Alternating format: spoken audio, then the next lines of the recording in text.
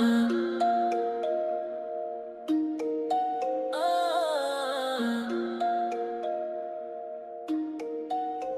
mo ba ng tattoo? I got you bro. Full back, full sleeves, full leg. Let's go, full front tattoo. Ngayong araw, isang murang tattoo na naman ang ibibigay natin para sa magpapaskong masaya.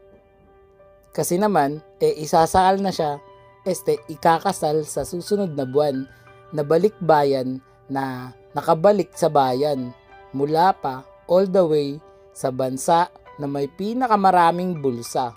Yan ay dahil dito nakatira ang Santa Makmak na kangaroo na mahigit kumulang 10,980,765 sa Australia lang naman. Ayon sa mga eksperto, sa taong 2026, sasakupin na ng mga kangaroo ng tuluyan ang daigdig na planetang pula. Ngayon, Ngayon, dito tayo sa Pasig dumayo ng home service galing sa Baras Rizal. Kasama ko pa yung pinakamamahal kong asawa dito kasi abutin ako ng bisperas ng Pasko. Kaya napagdesisyonan na napagpasyahan namin na mag-schedule ngayon kahit na holiday para samantalahin hanggat mayroong trabaho. Habang yung iba nagde-day off, kami naman lumalagari. 'Di ba? Gaya nito ni boss, sabi nga niya, sila daw ng mga OFW dapat daw may pasok pa talaga tuwing Sabado or dapat pala walang pasok tuwing Sabado. Pero nagreklamo pa sila. Pahinga na nagreklamo pa nag-request sila dun sa boss nila na gusto nilang magtrabaho.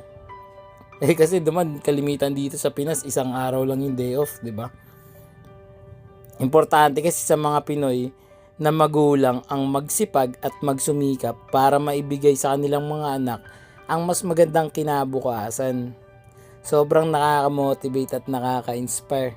Tsaka ganun talaga siguro pag mga mga late or early 30s hanggang 40s. Grabe ang workaholic niyan. Batak na batak yan sa trabaho. Anyway, client requested a outer full sleeve tattoo with religious concept. Saktong-sakto nga naman na December to natapat. Lately kasi palagi ako thank you Lord dahil sa mga blessings na binibigay niya. At ganun din sa mga clients na inaalay sa akin yung 13 month nila. Alay talaga Don't worry. Karamihan naman sa nila nagpaalam at may basbas naman daw ng asawa. Yung iba, hindi ako sigurado. Basta, labas ako doon kasi napag-utusan lang naman ako na medyo promotor. Speaking of 13 month, di pa naman tapos ang December. Pero ansaya na agad. Talagang enjoy at sulit ang pagod at asikaso sa mga okasyon ng holidays, reunion at mga parties.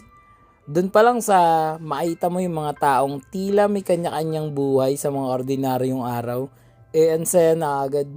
Paano pa kaya doon sa mga family members na nagsettle na sa malayong probinsya at bibilang na ng ilang buwan, ilang taon bago mo ulit makita, di ba? Pero kahit ganun, ang importante mayroong mga panahon na kagaya ngayon.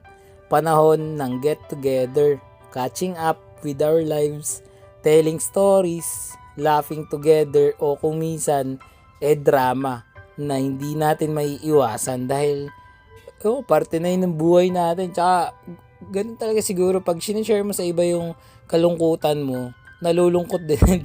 Hindi siya nalulungkot. Kumbaga nababawasan yung lungkot mo. Naniniwala ako na lahat ng bagay ay mas mabuting pagdaanan ng may kasama. Mas magaan sa pakiramdam umiyak ng may kasama. Yung tipong may yakap at tapik sa balikat. Mas malutong na alakak pag mayroong kasabay tumawa ng tumawa. Yung mga sandali na patapos ka na sana tumawa pero magkakatinginan kayo. Kaya madudugtong at tapos parang hindi na natapos hanggang sa sumakit na yung tiyan mo. Ako lately, mas na-enjoy ko yung bakasyon kahit di totally pahinga. Ewan ko, dahil na rin siguro sa modern setup ngayon, yung mga live updates na sa SOCMED na lang natin nababalitaan. Ngayon, pag nagkita-kita, di ba? Di makakikwento pa sa atin ng personal. Sabi nga ni Arik, iba pa rin talaga pag live. Nga pala, balik tayo dito kay Bossing. Sobrang inspiring kasi ng pinagdaanan niya. May nagdo-doorbell. Dumaan dun sa may Dumaan siya dun sa may airport papuntang ibang bansa. Joke lang. Eto na talaga. Si boss kasi, siya lang naman ang buhay na patunay na kahit gaano pa man kadilim ang pinagdaanan natin sa kahapon, masisilayan din natin ang liwanag ng kinabukasan. Basta't desidido lang, di susuko at huwag tayong magpapapekto sa mga negatibong komento sa paligid. Nakikita ko tuloy yung sarili ko kay boss. Kasi ako dati dumaan din sa 0 days. Yun yung mga araw na nakakatamad na bumangon sa higaan. Dahil pagdilat pa lang, sasampalin ka kaagad ng realidad na wala ka nga palang trabaho. Kasi wala kang lakas, wala kang motibasyon o inspirasyon. Tapos haluan mo pa ng bisyo at gala or kung ano mang pinagkakaabala mo na wala namang kakwenta-kwenta.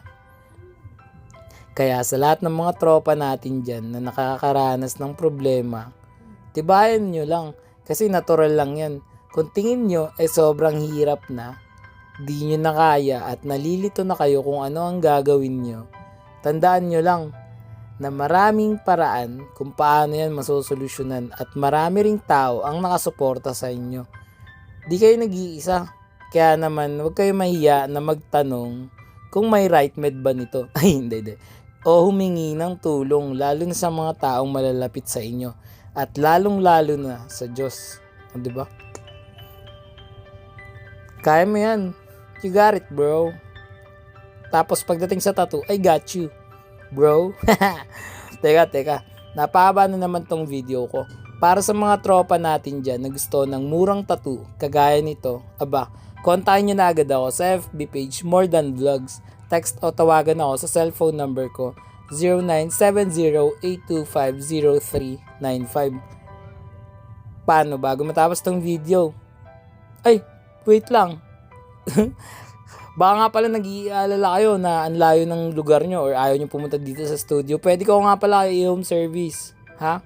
Tandaan nyo yan palagi lagi ko na lang yung sinasabi, no? Sige na, pakinggan muna natin yung tattoo client review. Let's go!